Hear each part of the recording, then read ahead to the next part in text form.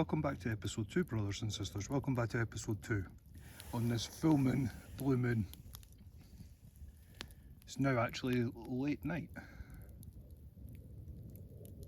While in the middle of getting the campfire reignited to go back to the ember stage, there was a couple of things off camera. Obviously the deer, but there was people that may or may not be or have been after the deer that I heard earlier in episode 1.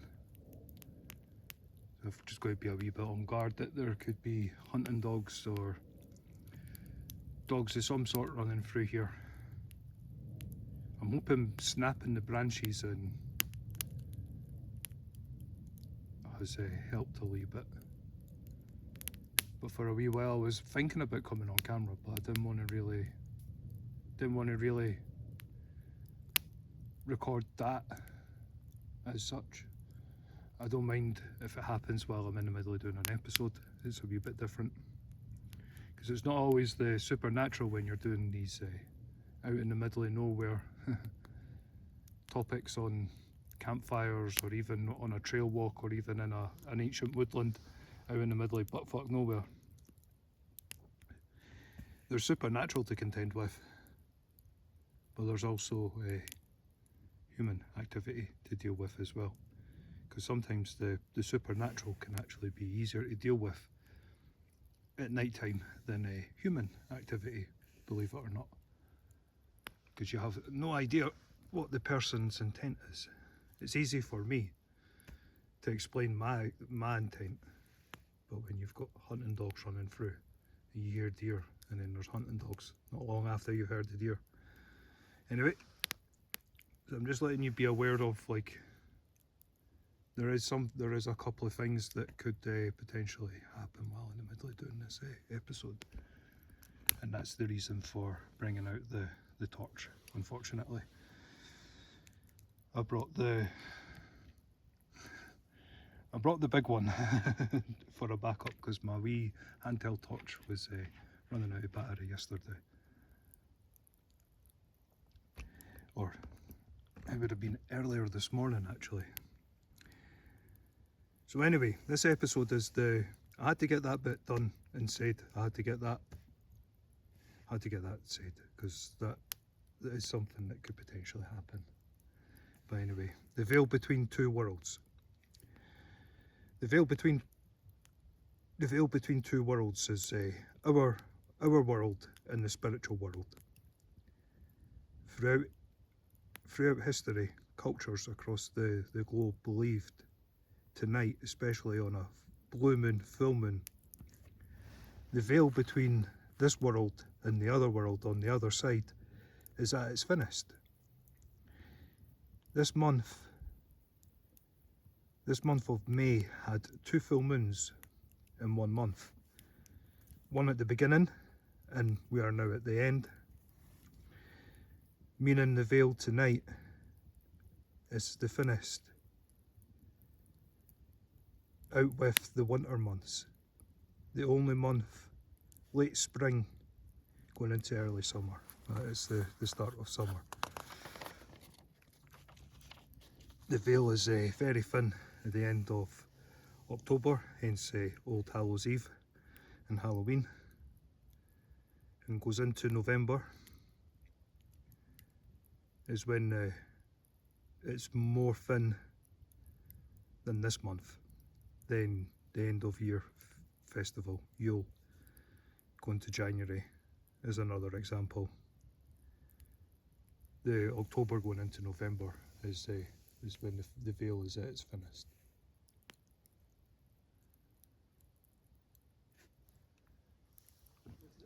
The torchlight away. That's just the camera torch.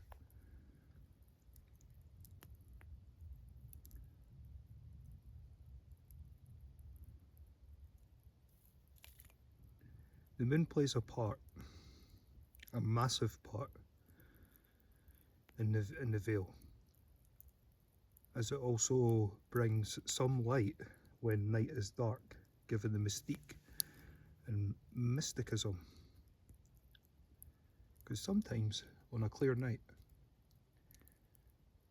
the forest floor can sometimes give a glisten, especially in the winter time.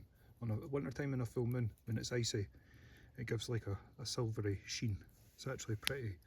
I've caught it on camera a few times. It's actually pretty spectacle. It's worth going out just recording that, to be fair.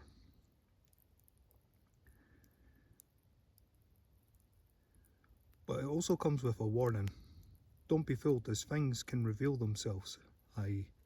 Being out here tonight, I can give the time. It is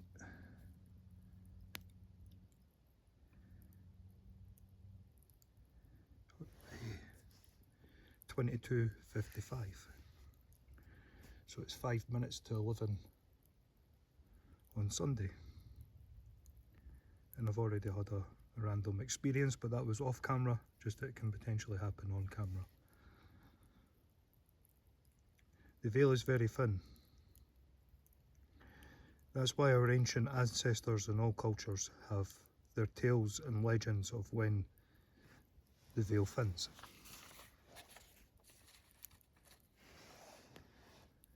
And to tread carefully, most importantly, to respect those who can't be seen, but seen by some.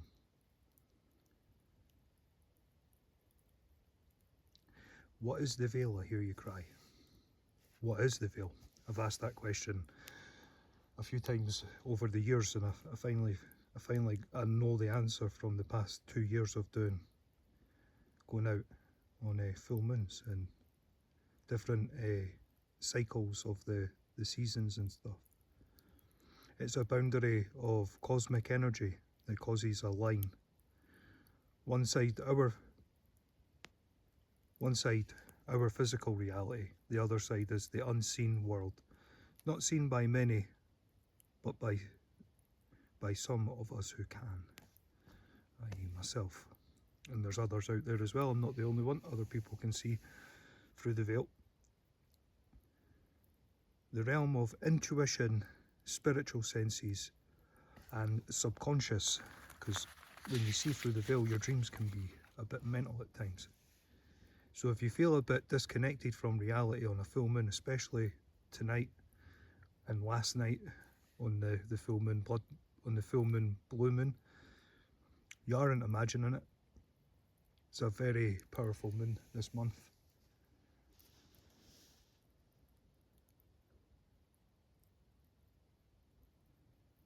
This month's been a bit wild spiritually, so if you feel a bit disconnected from reality, you're not on your own.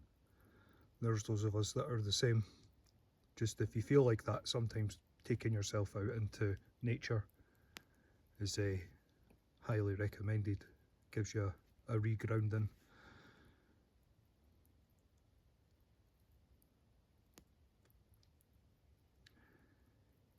That's if you feel disconnected from reality over the past month, but especially over the past few days and the current and a couple of days to come, the doors are open on these particular nights. They always have been. They always have been open. They've never been closed, and they should never be closed, because it's part of the cosmos. It's part of the universe. It's part of reality. And also being able to see through the looking glass as well, because it's all connected.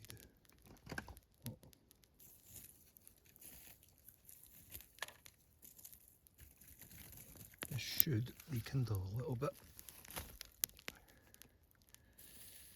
even if it's just a wee bit. It's just enough to let people know that, or whoever or whomever, that I'm still here.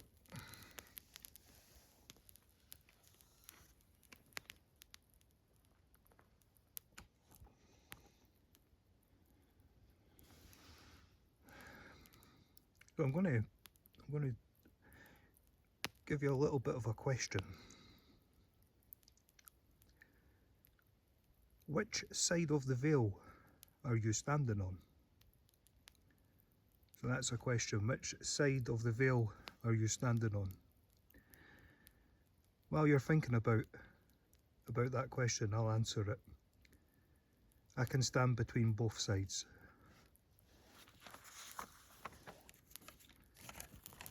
Don't be scared to leave a comment in the comment section if you're the same. And now we're going to get into some lore and mythology. Ancient lore. This comes with a little bit of a warning. It's taken a wee while to write these notes up. I'm going to start with this one, and it's very fitting. The veil of Isis, the ancient Egyptian lore on mysticism. The goddess Isis, who is the goddess of mysticism and the goddess of the veil. Isis wore a veil that symbolised the secrets of nature and the secrets of mysticism. To lift the veil meant to pierce through the illusion of the surface world to see the hidden deeper truths of the universe. That's what Isis' veil represented. And that's who the goddess Isis represented. Mysticism and being able to see through the veil.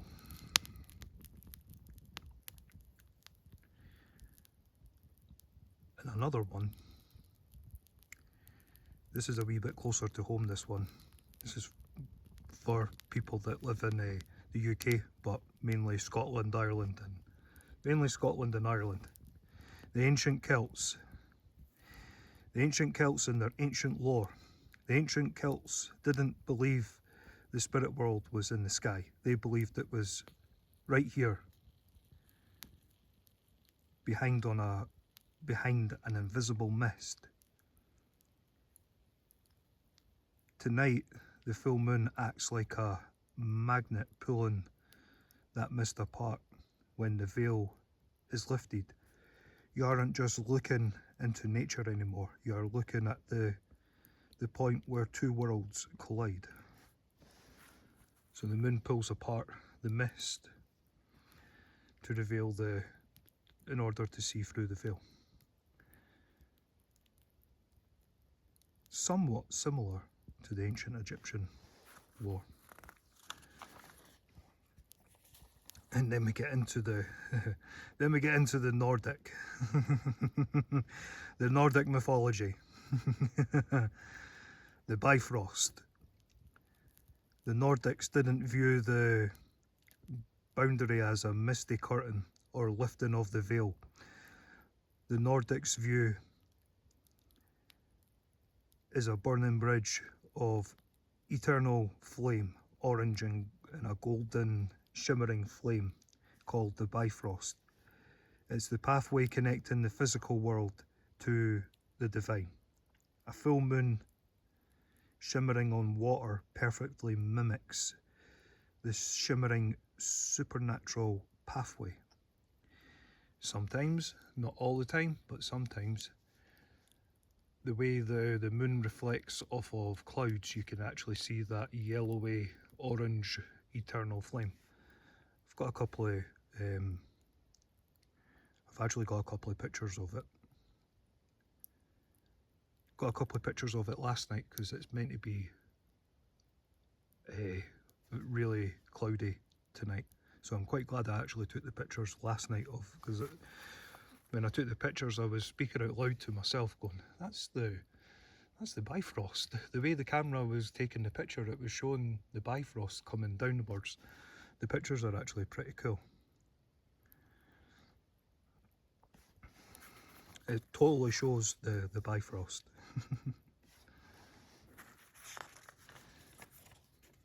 Because it's a sort of like a yellowy, it's like an eternal divine glow. I call it like a golden, orangey, yellow, golden glow.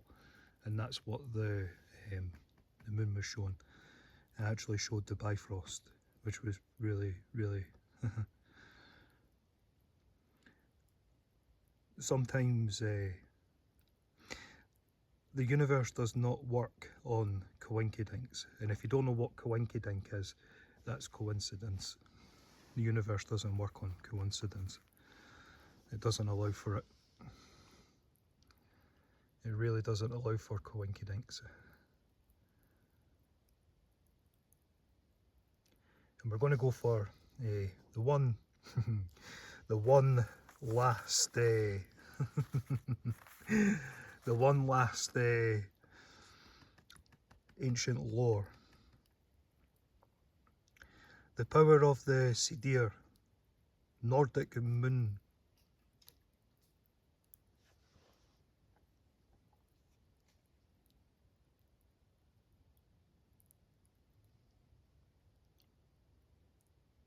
Got the goosebumps like a motherfucker. I just had something thrown at me.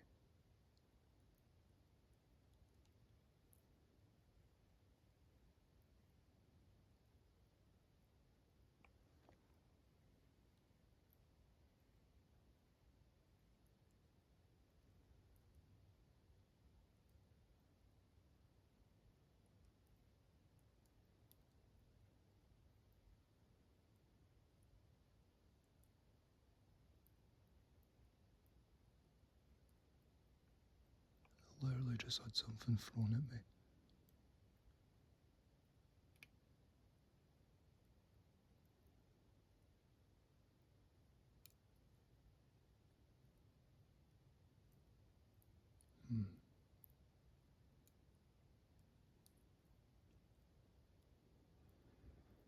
I had a funny feeling that people had enough disappeared.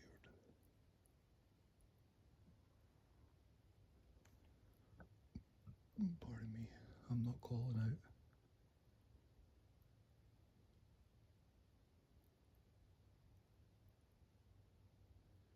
Last night I was tested by Supernatural on calling out. I hope that was something supernatural. I do not want it being.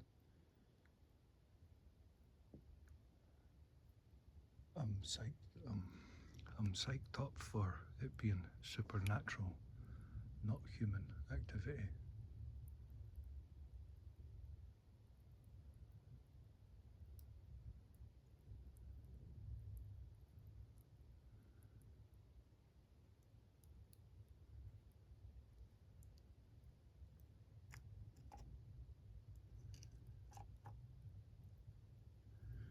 It came from that direction.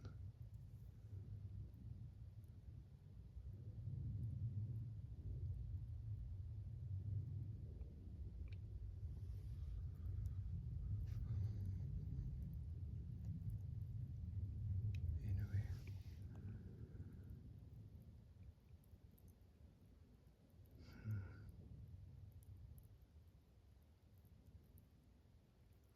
Persevere and keep that. I know the camera's picked that up.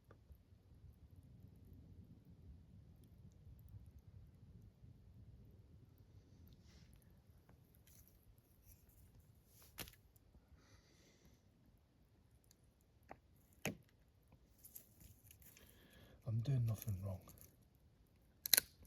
This is you're perfectly allowed to do this. It's a controlled day. It's a controlled fire. I brought extra bottles of water for putting it out. And plus I've used it, this is not the first time I've used it. I've used it before on camera. This is the second time using it on camera, but I've been here off camera and used it multiple times. This is the first time I've had something thrown at me while being here. Usually just hear the wildlife.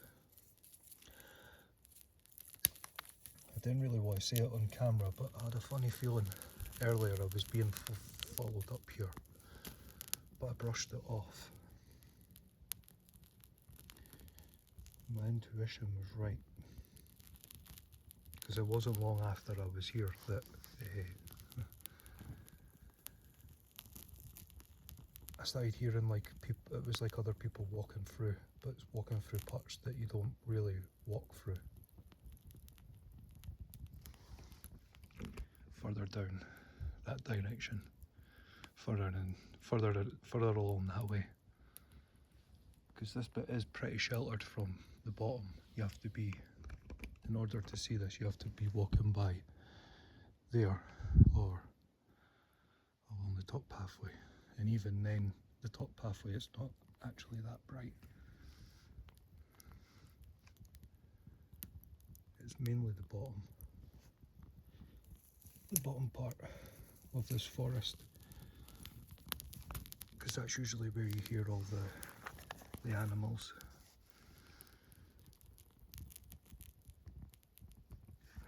Anyway, we'll go back to this one, because this is the last bit of this episode. The power of Sidir, Nordic moon magic. The vulva, the Ceres. Nordic society had powerful practitioners of magic called vulvas. They practiced the shamanic magic called Sidir. A vulva would moon gaze, go into a trance-like state, and she would look through the looking glass. She would take herself out onto a high elevated area, like high up on a hill, mountain, cliff face, to be closer to divine, and using the moonlight to grant her the spey, the ability to see the threads of fate, the web of the weird, woven by the Norns, as we are all bound by the web of the weird. Divine is bound. The web of the weird, divine, physical, and those not seen are all bound by the Norns. And and the Norns, or Nurns, the Nurns are the real, the true gods, as even the gods are bound. Only the Nurns are not bound to the web of the weird. They're the only ones that are not bound by it. The Nordics didn't believe the spirit world was distant, or a distant paradise. They believed it was right here, just on the other side of the wilderness, the Utengard. Tonight, under the full moon, the burning bridge of the Bifrost that shines, the Nordic Ceres knows what night, knows that the night turns silver. The boundaries of Midgard crack open. If you listen with me closely to the wind and the trees, you aren't just leaving nature, you're hearing the echoes.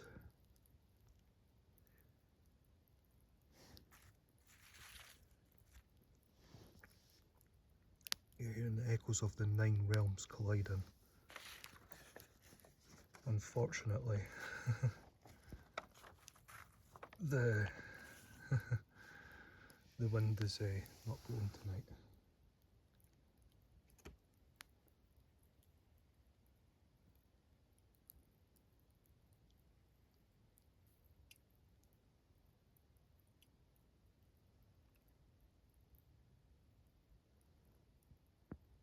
I've got a funny feeling there's another person in here.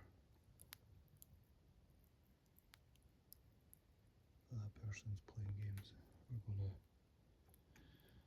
I'm gonna end this episode here. That's the journey between two worlds. When two worlds collide, it can be a journey, and it allows you to see through the veil.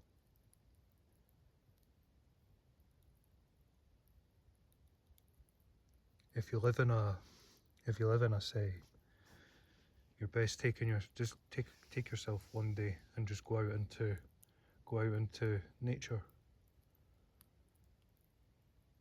and you'll be able to see through the veil.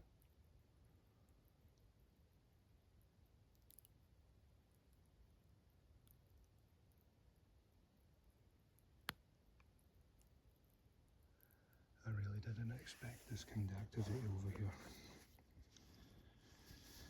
Because believe it or not, it's common, ancient lore in this, on this island decrees that you didn't do hunting on a full moon. And you didn't harvest any crops on a full moon either.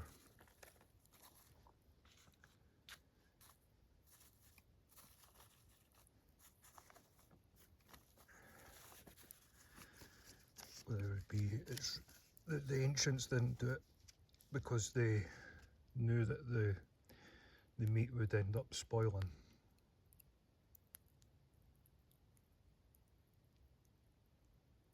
It's only on a full moon that you don't hunt any animals or harvest any crops.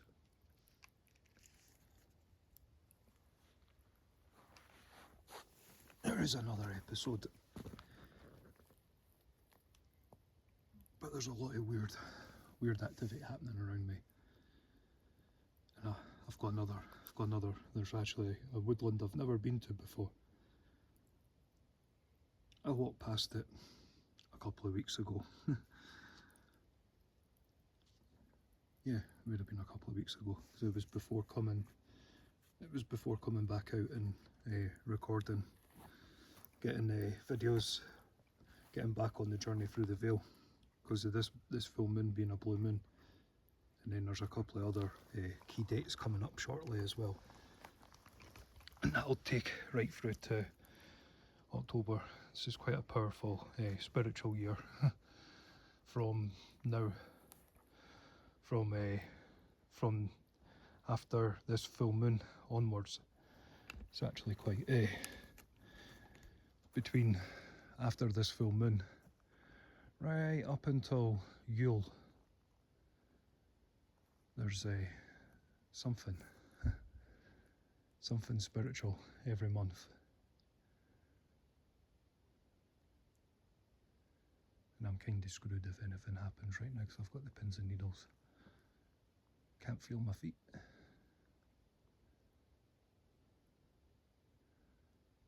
I'm just shining through. I've been hearing a lot of weird activity behind me.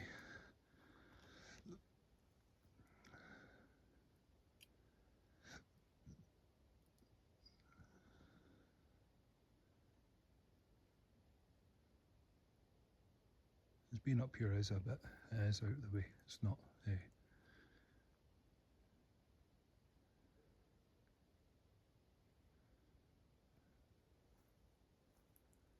it's a bit of a trek to get to this bit, and then you've got to do a bit more trekking to get to where I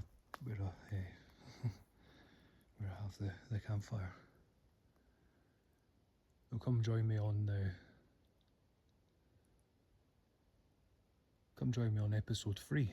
Episode 3 will be a walk through a woodland with no spirit talker, because I'll be going back to that woodland with a spirit talker. We're just going to walk through and see what my intuition picks up.